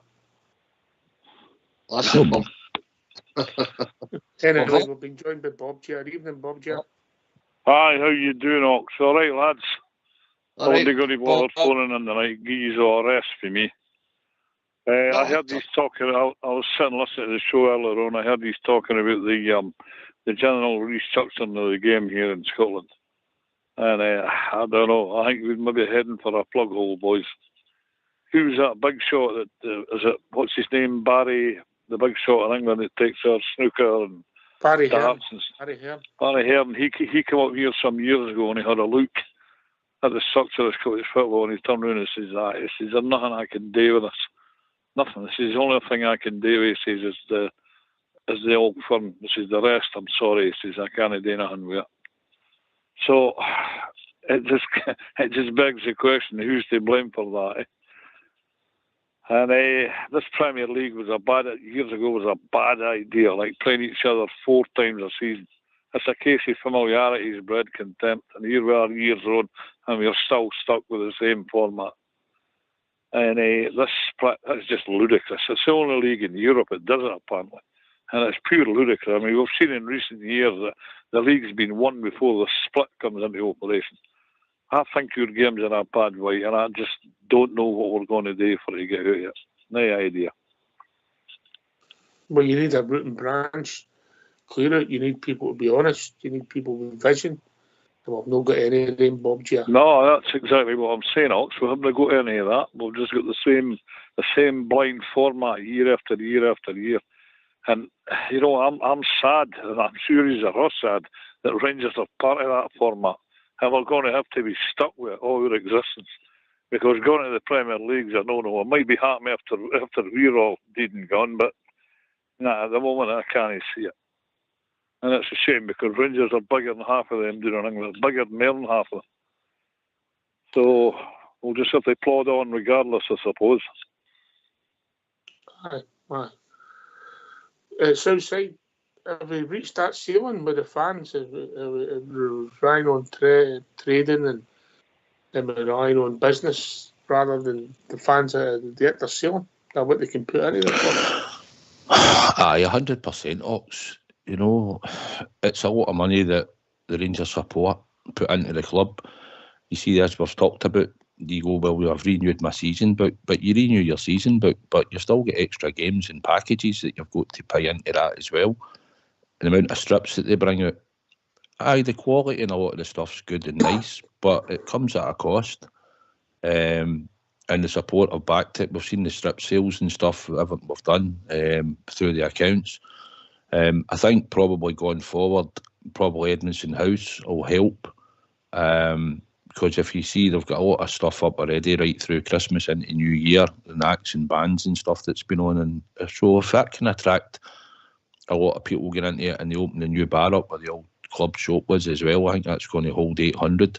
That's more revenue into the club. It's no immediate revenue, but it's revenue that's still coming in that we never had. So they're trying, and the support's buying most of the stuff that's available.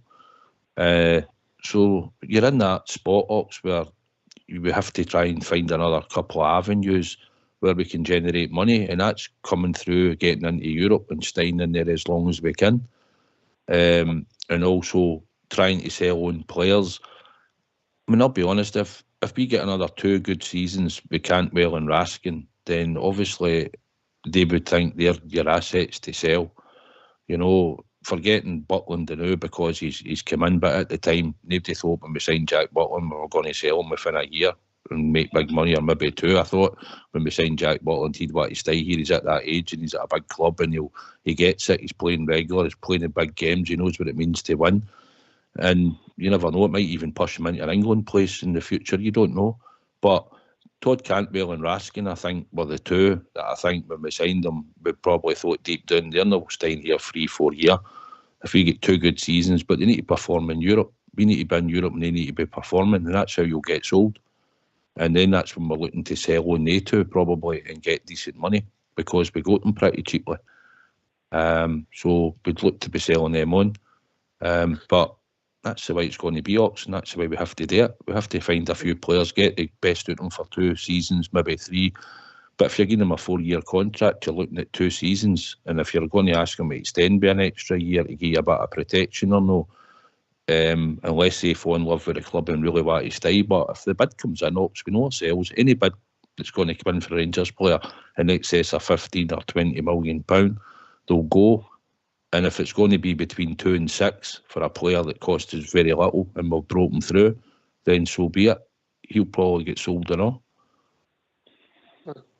Stevie, Bob Jim mentioned the infrastructure of the league and all that, but the infrastructure at Ibrox, I know that you're a fan of Edmonton House, and I know you love the museum. Would you recommend it for Bob J if we maybe come through for a visit? Listen, I'll tell you something. See, Bob Jill's ever meant to come through, I'll meet him and get through it with him. Because I'll tell you, it's emotional, mate. It really is. The stuff, I mean, the 1974 scarf, I've got my dad's here, the exact same scarf. And when I seen it in that glass, that's the first thing I thought about. My God, my dad, yeah, that scarf. And honestly, his wee school's across the road for Ibrox, and all his primary school where he's brought up in Govan. It's just so emotional, man. And it was brilliant. It took them a while to get it together, but I tell you, they've done everything great in it. There's a lot of interaction, and there's a lot of the memorabilia. Wow, just brilliant. And if Bob Jell's want to get through, I'll certainly meet him. And I'll tell you what, Bob Jell, you want to come through, Stevie Boy will even buy your ticket. There you go. I'll take you. No. I can't live near Fife, but I don't act like that. Seriously, as you obviously know, I'm no knocking the chairs. God, I've got Rangers written on my ticket and all, but it's just the general state of the game. I see that our coefficient could possibly go back down to 16th or 10th at the moment, which isn't too bad for a nation of our size, but it's going to go back down to 16th if somebody doesn't improve in this Champions League. Well, we can't use had enough opportunities to improve in the Champions League, and they've not done it. So there's a lot of pros and cons. It's been really good this week talking about this, about how we can improve things. And I just certainly, as a Rangers fan, hope things can improve. We all know about how everybody hates us, but we don't care. We just, and the club is trying round about itself with Edmiston House, and you see the bar where the old shop used to be, to try and improve itself, make it sell a better product. And I hope it certainly does get better on the football part. I hope we get into the Champions League and do better. So that's just generally it. We're on a bit of a status quo at the moment. I'm for getting rid of that split. It's bloody sorry, that's a yellow card, Dr. Kim. It's pointless. There's no point to that anymore. And that's 4 times a season. If we can find a way around that, you might find things a wee bit more entertaining, A wee bit. You're one of our favourites, Bob J. You don't get yellow cards. Southside. Aye, Bob J. It's like I said, these clubs depend on us turning up 4 times a season to their stadiums, you know, when they give the capacity to fill it and a decent amount of tickets. But no, it's gone stale, Bob J. It's stale. When you buy your season book, honestly, it's stale for a while. You buy your season book and there only is the games against them, Aberdeen, Hibs and Hearts. That's the only games that are really worth interest me. You know, I'll still go to all them and watch, but when it's St Mirren at Ibrox, Livingston at Ibrox, you know, Ross County at Ibrox, it's not exactly exciting, and it'll probably be a bit like that if you change it and it's going to be Rangers and Partick Thistle, Rangers Dunfermline, Rangers and Raith Rovers. I get it, but it'll be a change, and it'll be a change of something different than Aberdeen twice a season at Ibrox and that, and then get up there twice, and like I say, 12 o'clock kick-offs a week on Sunday to go to Aberdeen. You just want a change, mate, but the clubs will never vote for it. There's not a chance, and we'll just be stuck with it. That's right. No, status quo. I've got other albums. Dear. Aye, it's strange because obviously we've recognised that we need more revenue, Stevie, and obviously it was muted, and I'm not saying it's going to happen. Potentially putting 10,000 on either end, taking us over 70,000 capacity. Well, I would reckon that's to maximise revenue when you can fill the stadium. You know, because the games that Southside's talked about, the season ticket sales, etc., if there is the demand there, we're missing out on a lot of revenue if there's potentially another 10,000 plus that you could sell every game. And then if you got it right, and there was maybe away fans at different games in different places, you'd have a better atmosphere as well, Stevie. 100%. And by the way, see, no matter what happens, the Bears will fill Ibrox. See, if they had another 10,000, we'll fill it. We'll definitely fill it. The Bulldogs, they'll fill it. It's just, they've got us with loyalty in the blue dollar. They've got us with the ghoulies, you know, and I'm telling you now, is there not meant to be something like 10,000 season ticket list, waiting list? So even say we're talking, say it was only 5,000, and then you could have a public sale of 5,000, they'd get rid of it, they'd fill it. They would fill it. And you're talking about other revenue, going down other revenue lines. I've said it for years on this channel. My God, I would love the Teddy Bears to build a Rangers hotel. That big stupid green part right across from the main door at Ibrox. Can you imagine that was a big hotel there? Honestly. And a walkway, you could have a walkway going through it, going across into the main stand. You wouldn't even need to ticket. Matchday ticket comes with your broom and oh, unbelievable. Especially if they're making it bigger. Man, think of the revenue with that. Think of the revenue with that. All the boys from Belfast sleeping on. Instead they go to the Swallow and all these other places, all these crummy wee joints. You've got all your heroes all along the hallway. On a big swimming pool with a badge, the whole kit and caboodle. Absolutely amazing. What the money that would bring in all the years. Of course, it would cost you a few quid, but you get it back in the long run, tenfold. Do I get a Mike Tears discount in that? Listen, you could do what you want. Me and you'll be down the door on it. Don't call us falling Grant Mitchell for nothing. I'm telling you, boys, just think about it. Think about a big helipad with a badge on it. They're bringing players in. Mon, this is who you've signed for. Walk through the hotel right into Ibrox. You've got, oh, man. It's not even, I have a dream, man. I have a dream. Bob, do you calm him down? Calm him down. I'm trying to calm myself down here. I wish I was as calm as a dog. He's just sitting here listening to me. Anyway, we're talking about bringing in top-class players. We're always wanting top-class players, but I can mind Terry Butcher said when he went into the showers at Brockville, he cut his foot. You mind of that, oh? He cut his foot on the broken slabs. And I mind Basil Bolly, when he took a look at Phil Hull, he just decided, nah, I'm out of here. The whole product's got to be better. These other people have got to make the effort as well as Rangers. I can't have no got the support and the revenue, I know that. But they can maybe minimise themselves for the, you know, for the help to, I don't want to use a word like glamorise, but to make things better.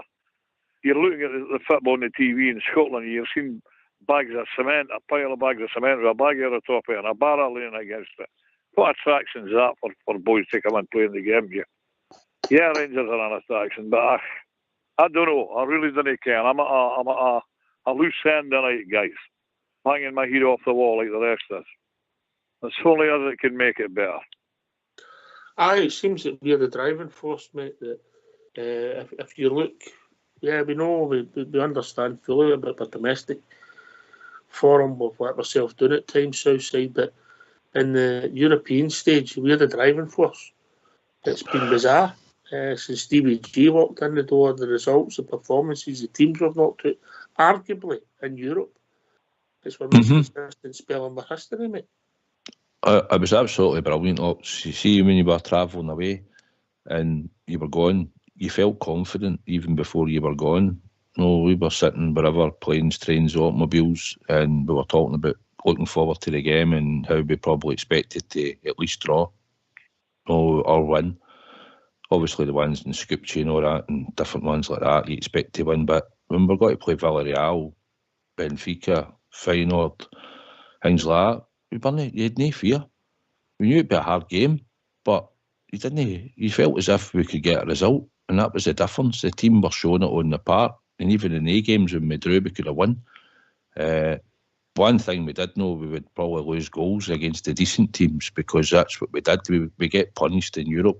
You get away with it in Scotland for the majority of the time, but in Europe you get punished if you're sloppy, and at times we were. But we had some great results. It was fantastic to go and travel to watch the Rangers at that time under Stevie G, mate. 100%. It wasn't in the Champions League, but it was still a good calibre of teams, and it's teams that mob across the city couldn't beat. Leipzig for a start. Sparta Prague and a battered them across the city. So no, beating Dortmund away from home and things like that, and getting the run to the European final under Gio. But that probably started for Stevie G and the fitness in that team at that time under him, and even when he left, that I just believe that fitness was still in that team all the way, you know. But it was fantastic, mate, to follow Rangers in Europe at that time under Steven Gerrard. Obviously we had a blip last season when we were unlucky with injuries. It affected us dearly, and experienced players, and but we've had some fantastic nights in Europe, you know, and that away leg in Dortmund, Stevie, and when that fourth goal went in, I just sat there shaking my head. I was in disbelief. I kept wanting to punch myself. I thought I was dreaming. Listen, mate, we all were dreaming, man. None of us could believe it, because nobody goes to their place, man, and wins by 2 clear goals. Nobody. It was unreal. It was just dream stuff. And by the way, Big Looney had some dig that night. What a dig that was. Great play by Kent. Dropped his shooter and cut it. Big Looney, what a goal that was. And you know what I loved about it? Seeing it took you out of the south side and all the teddy bears. You just seen all the beers flying up in the air, man. Absolutely brilliant, man. Southside, many campaigns do you go to Europe under your belt? 84. 84. Unreal. And I'll not ask you how many of them you to jail, okay? Because it's a family show. Right? You. Listen, I'll tell you what. I'll tell you. That's me. Yes, you. Yeah, you know what it's like. See, even Paul Le Guen, Stevie. See, Paul Le Guen, he had his winning away in Europe and all. Yep. You know, Walter done all right, but you know, it wasn't. We had many a poor games in Europe with Walter and all, travelling and that, you know. But Paul Le Guen had his winning in his brief time. Hangme Advocate done relatively all right as well. He had his winning a few of the games, and then we just went Pete Tong. Aye.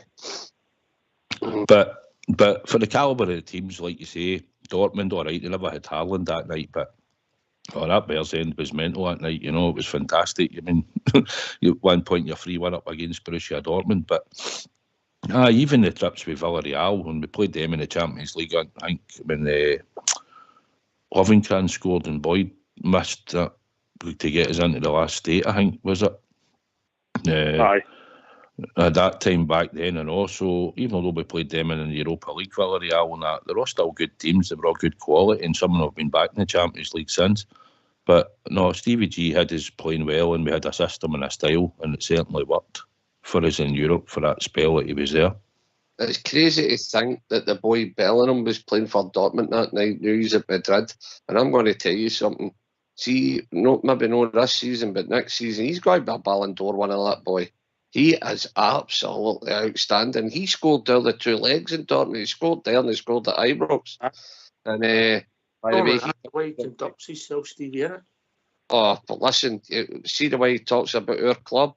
He can't say anything bad about our club. He's very complimentary.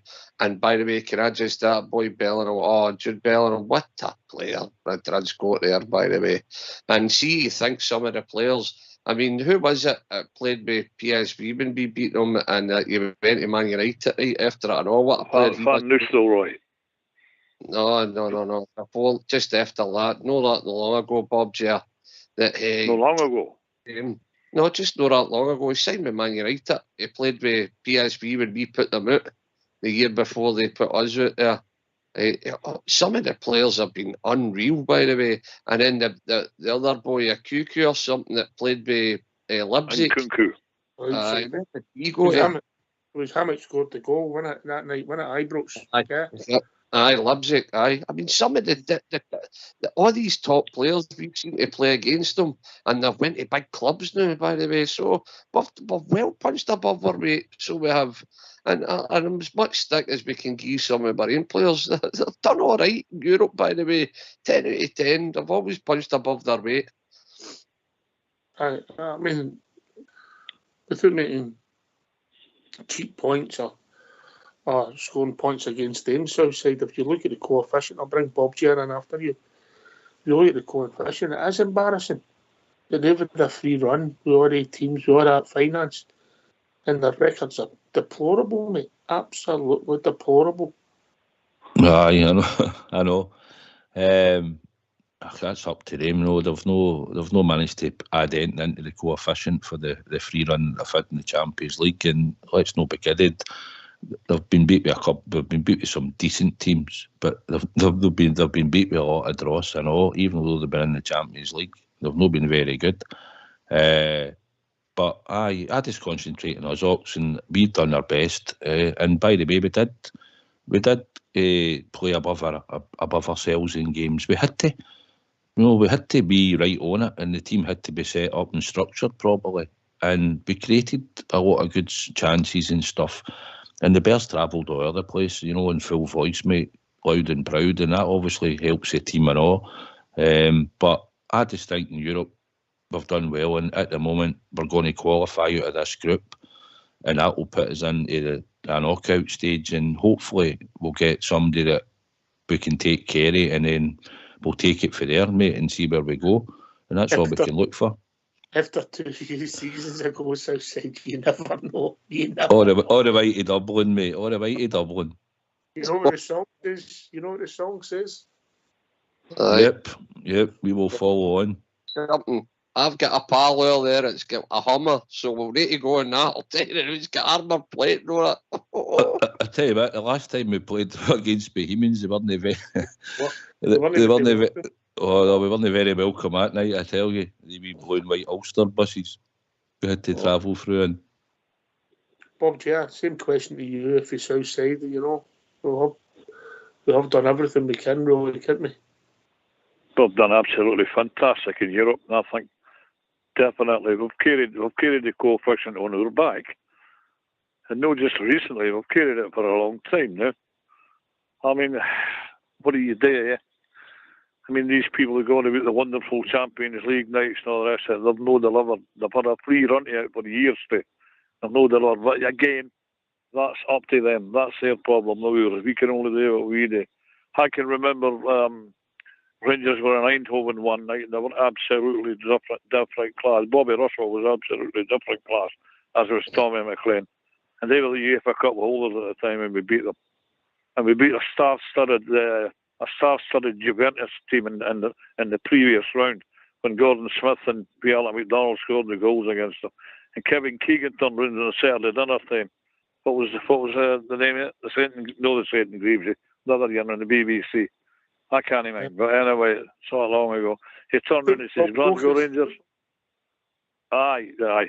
He turned around and says, Glasgow Rangers, this is absolutely fantastic. He says, if it was up to me, I would give them the trophy now with what they've done. So we've done not too bad for a wee club for Scotland, as they regard us. So, and we're still in Europe. And I'm taking us to beat this Limassol next week and progress. And I couldn't believe it either, Ox. I was sitting in the house that night that Rangers actually were 3-0 up in the Wall Stadium, with Bellingham and Harlan. Well, he was injured that night, wasn't he? But they're a whole host of internationals that night. They're a really good side. They're up there all the time in Germany. And Rangers absolutely played them off the park. They were brilliant that night. We've done it before. We can do it again. Full steam ahead in Europe, Bears, because that's where the money is, at the end of the day. You never know. We can dream, Steve, yeah? Oh, nobody can stop us dreaming. But listen, how good is it? All these clubs are coming to Ibrox now. They're going through that stadium, and it's just something unique, you know. It's the old blended in with the new, and then they can go out to our shop and get through our museum and see our history and everything else. It's different class, man. It's absolutely fantastic. And all these clubs that come to Ibrox, they all go away going, wow. You know what I mean? It's not like a Meccano set in Breezeblock, no? So, unbelievable. And you've got groups now coming to Ibrox like that, the young, I don't know if they're Chinese girls or Japanese girls, a world group, and Rangers are in South Korean girls. Yeah, but the South Korean, I couldn't even get it right. I had 3 attempts. There you go. Now, the South, what would they call, static or something? But they were in our show, and they got a tour of Ibrox and everything, and there were thousands of Waynes or dudes cheering them on. That's all brilliant for a club. Great PR for a club. Right, we're doing great in every department. Just keep going the way we're going, keep our nuts down. We're leaving Scottish football behind. It's unfortunately, you know, we're stuck with them, but we're miles ahead of every other club. Miles. Did you get a manager's point for going to see them Southside? Seen who? Seen what? You know how to do that one. No chance. They were only there because they've got their taps mixed up and they thought they were wearing something else. That was that. No. Otherwise, they wouldn't have been near our famous club. But aye, fair play to them for making the effort, I suppose. Oh, but it was brilliant, wasn't it? It was if it'd funny. been if it'd been maybe 2 managers' points, I might have made the effort. I'll tell you one thing, all the lassies must have GHDs. Their hair was immaculate. They split ends or nothing watching. Bro.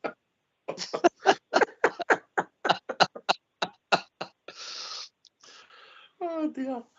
Right, Bob G. Last word. GHDs. I'm broke. Now, lads, stop laughing at the female sex. Oh, brilliant. I'm laughing at him, Bob. No. Oh, Last man. word, Bob G. What was that, Ox? Last word. Last word, is that? Oh, great show tonight. It's been absolutely fantastic all week, talking about the economics of the club and talking about European runs, and that's always fantastic. It's only showing the airwaves, it gets better every time. I keep saying that. So great night tonight again, lads, and all the best for the moment. But when I was there in Bangkok, where I was out with one of the women there in Bangkok, and she said, "I'm sorry, darling, I can't get an erection." She said, "Don't worry, I have the same problem." Right.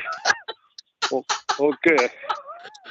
Oh, you were one of my favourites. You've just done an official. Right. Okay. Right, I'm away.